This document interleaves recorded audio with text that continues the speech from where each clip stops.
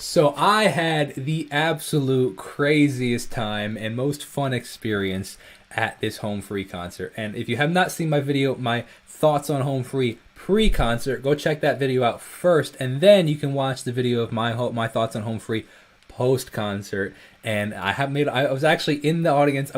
Dude, shout out, I want to give a massive shout out again to Sharon. This was an absolute blast of an opportunity. It was so much fun.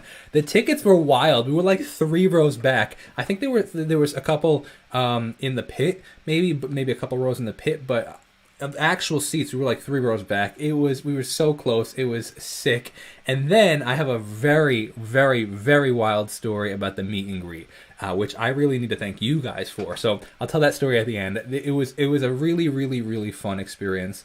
And I was there taking some notes because I knew that I wanted to make this video and I wanted to make it well. So here are some notes. Here are some things that I really enjoyed and experienced at the Home Free concert. That was a complete blast. So let's get right into this. One thing that I was totally pleasantly surprised with was they used a loop pedal, actually not they. Adam used a loop pedal on some of his beatboxing, which it was really, really cool because I have a sweet spot for loop pedals. I was a massive, massive Ed Sheeran fan in the 2012, 2013, 2014 when he was heavy on the loop pedal, and he still is, but now he's got this massive, Ableton Live controlled loop pedal, where I'm talking back when he played Madison Square Garden with a stinking Boss RC20. Like, that was sick. So me being such a big influence by Ed Sheeran, went out and got a loop pedal, and for the first several years in my career, I looped a lot when I played live, and I loved it. It was so cool. So to see Adam looping some of the drums live was really cool, and I have an appreciation for it because I know how hard it is, especially with percussion, because if you are 1 second off with it, the whole thing sounds whack. So you have to it's really precise, and I don't think people realize that, because there was one section, actually, this was pretty cool, this is funny, there's one section where he was doing like his solo part of the show, and he started this loop, and then some lady screamed out, and it was like a loud scream, and it was like she screamed out, and it got caught in the actual microphone. The microphone heard it, and then it was looping around, and he's like, all right, let's do this again without you guys screaming. But that was good proof that it was actually live. So I appreciated that, but I was also like, man, that is some serious, serious talent. Another thing that I noticed is the incredible production of the bass. Holy smokes, man. It was wild. It was wild. Man, there were certain notes your butt just vibrated on the chair because it was the overtones and the sub-harmonics, and just the way that it was coming through speakers. I was highly impressed by that. Really, really impressed. I thought that the bass, the drums, like beatboxing, and the main melody came through really, really, really, really clear. One thing that I would have loved to hear a little bit more is the harmonies. I feel like the harmonies kind of got a little bit lost, which is natural. I mean, it's live performance. I'm so used to hearing them in perfect studio conditions. Like, I think I only heard one live video from them ever, and it was just like a week ago, but they were pretty much in it was like their live warmest winter production, I think in 2020 with Alabama, and it was pretty produced. It wasn't like a live performance like where they're just like on stage, right? It was a bit more produced. So I haven't really heard much live from them. So everything I've heard is in the reference of, studio production, which everything is mixed perfectly, right? There's no mistakes, or there is mistakes, but that's because we're human, not just in them. Everybody has mistakes in their recordings, but it's a lot more produced and controlled than a live sound area. Also, if you're on the left-hand side and they pan something slightly to the right, you're not going to hear it as much as opposed to if you're, on the left, or, you know what I'm saying, if you have headphones on. So that was one thing I would have loved to hear a little bit more harmonies, but that's life. I don't know if that's even really expecting. I was very, very, very impressed, like highly impressed with the sound quality of the bass and even the melody. Absolutely, like it came through really well. So I thought that was fantastic. Another thing that I thought was remarkable was the set design. I won't go into too much detail because I don't want to ruin it for anybody. But the set design I was very impressed with, especially with the fact that they're touring with it. I mean, I don't know the size of the venues that they're playing outside of the one I was at. I think the one I was at, it was funny. I could tell you exactly because I Googled it, and it was a funny number. It was 1,704. It was 1,704. And I was talking to the person, Sharon, that I was with, and we were like, why the extra 4 seats? Why not just make it a flat 1,700?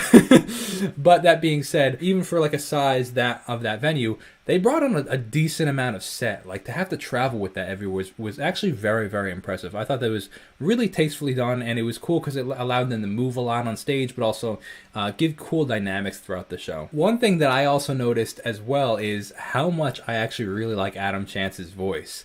Like a lot. Like, and I made a comment in a recent video that he doesn't sing a lot. It seems like he doesn't sing a lot in a lot of the, like, you know, the recorded videos, and that's why somebody made a comment like, that's why we love so much when he does, because it's special when he does. But shoot, man, like he had this raspy, really cool voice, man, that I actually was like, shoot, I really, really like the tone of his voice. It was really cool, and he actually sang. I feel like a lot more in the live performance than I felt like he does in the actual, recorded stuff, which was really cool to see. One thing that was really remarkable and was really like warmed my heart as an artist that I saw was the lady next to me was this 20-year-old girl from the very south part of Texas, and she drove 8 hours to see them. She and her family, she actually came with her parents, and they stayed overnight, and she was so excited. Like she's been a fan of them for years. She was telling me, I start conversations with everybody, right? She was so excited to see them. This was her first time seeing them live, but she'd actually been already listening to them for years, since middle school, she said. So say middle school, say 13. She's listening to them for 7 years. This is her first time seeing them live. She was really good seats, and she drove 8 hours to see them. And I'm like, man, as an artist, like that is such an honor. I was so happy for both her to see them, but also them, that they had like that devout fan base that would like drive that far. And then when I was talking to Tim after, and I'll tell you how that came about, he was telling, I told him that story. I was like, hey man, I just want you to know that this girl next to me like drove 8 hours. And I was like, that's so cool, man. That really is a testament to your fan group, the Home Fries, right? And he was saying, man, I know, it was so honored. And there was actually this lady that came from, I think he said like Argentina, flew into the States from Argentina, went to a couple shows, and then flew home. Like, how crazy. It's so cool. It's so cool. Another thing that I thought that they did really well is they did self-promotion really well. This was really cool. Several times throughout the show, we're talking about like, if you want to hear more of us kind of thing, if you want this concert to go on forever, check out the merch table and check out the CDs, or, they also did, right before there was an intermission, they did this promo for like following them on Instagram, and they gave away backstage passes, which was really, really cool, actually. I thought there was really cool ways to promote them and do self-promotion. One of the last things I want to talk about before I talk about how I met them in person is the fact that it was really, really wild. I don't know if you guys have ever experienced this. When you watch an artist for a long time online, you're a fan of theirs, and then you actually see them in person, it's almost like this surreal, like, wait, that's actually them. Like, I've seen them on my screen so many times, and then for them to be 50 feet in front of you, it's a very interesting, like, surreal moment. It's very funny, and it was really cool for me to see them in person. I'm incredibly, incredibly grateful for that opportunity. And then the last thing I want to talk about right before I talk about how I met them is how one thing that I thought really cool, and it really inspired me and reminded me of why I want to be a musician. It was just a good reminder. Tim did a lot of the talking. He was like kind of the front man, essentially. I don't know if that changes show per show, but like he introduced the band or the group. He did a lot of just the banter with the crowd and everything. And one thing he said right at the end was like, there's so much division in the world, but one thing we can all agree on is good taste in music, right? And he was referencing them. He's like, but let's forget all that stuff, and let's remember that we actually all have more in common than we don't have in common. And like just the opportunity, the platform that they have to speak and speak, life and truth and bring joy and stuff, like that is why I want to be a musician. Like that reminded me, like, that's really what it's all about. It's just, bringing that joy and that fun and that peace through music to people, and having that opportunity and that platform, I thought was really cool, and I really appreciated that. So let me tell you how I was able to meet them, because it's a funny, funny story. So Sharon invited me. I'm incredibly grateful for this opportunity to go and meet them. It was a meet and greet. We had the tickets, but when we got to the concert, we got there around 5:45. Turns out, through a course of events, the email that told us what time we had to get to the concert for the meet and greet went to Sharon's spam email, and she never got it. So she assumed it was after the fact, right? So it was like, oh man, that stinks. Like, I felt so bad for them that they missed it. I was like, yeah, it's whatever. I'm here. I'm still going to see the concert. I met some really cool subscribers while I was there in Texas. It was still a great time. So I was like, I wasn't that concerned. But, I was like, whatever. But I felt bad for them, and she felt bad that I flew out. It was just a funny situation. But it's cool to see how things work out, man. It's cool to see how things work out. From that, at the point when Tim did that self-promo kind of thing for the group, saying, hey, tag us on Instagram, we're going to pick one person to go backstage, I messaged him, was like, hey man, you guys sound so great live. I explained the whole situation. I flew in from New York to see you guys in Dallas because a subscriber had an extra ticket. Turns out we actually missed the meet and greet.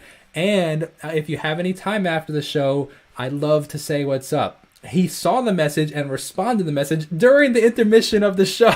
It was like, hey dude, thank you so much. I'd love to chat after the show. Go to the part of the stage where the winners are going, that they picked the people for being like, the Instagram winners.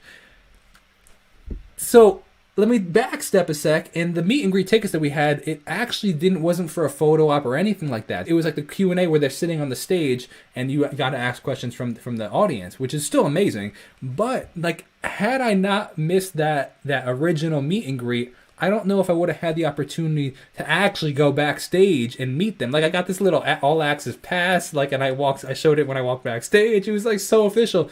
Then I actually had a conversation with Tim, and then was able to meet them and talk to them and just introduce myself, which is really, really cool. So it's really cool to see how things work out. But I wanted, like I said in the beginning, thank you guys, because none of this would have been possible without you guys supporting the channel and growing the channel and watching the videos. Because had this channel not grown, I would have never been able to have the opportunity to have Tim on the channel for the interview. And had I not had him on the channel for the interview, I wouldn't have had him in the DMs, and I wouldn't have been able to message. So it all leads back to just wanting to say thank you for supporting the channel. I had an absolutely amazing time, but all these opportunities only came because of you guys. So I wanted to thank you. Hope you guys enjoyed that. I'd love to know your thoughts and your experiences down below. Have a great rest of your day. God bless and peace out.